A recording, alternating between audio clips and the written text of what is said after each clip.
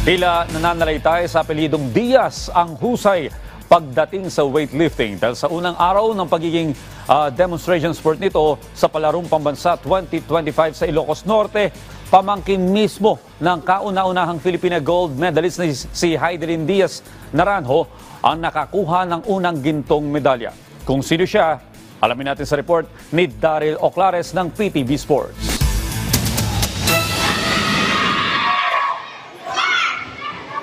Sa kanyang unang beses na pagsalang sa Palarong Pambansa, agad na nakakupo ng gintong medalya ang batang weightlifter mula sa Zamboanga City na si Matthew Diaz, na pamangkin ng first ever Filipina Olympic gold medalist na si Heidelin Diaz Naranjo. Sa unang araw ng weightlifting bilang demonstration sport sa palaro, pinagharian ni Diaz ang secondary boys 48 kg category. Bumuhat si Diaz ng 73 kg sa snatch at 93 kg para sa clean and jerk para makapagtala ng kabuuang bigat na 166 kg.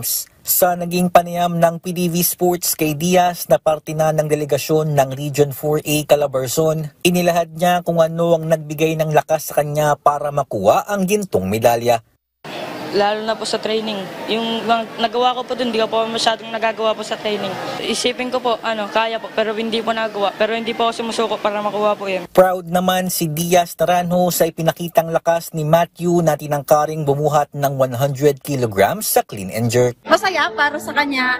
Na-try niya magbuhat yung 100. At syempre may payo rin si Tita Heidi hindi lamang sa kanyang pamangkin kundi maging sa mga batang weightlifters. Kumain ng tama, matulog na maayos, mag-aral din, at mag-inig sa coaches, be coachable. Sa susunod na taon ay magiging regular sport na ang weightlifting sa Palarong Pambansa, kaya inaasahan na mas marami pang kabataan ng may hikayat na subukan ang naturang sport na nagbigay ng unang gintong medalya ng Pilipinas sa Olympics dahil rin sa pinakitang husay ng Filipina weightlifter na si Heidelin Diaz Naranjo.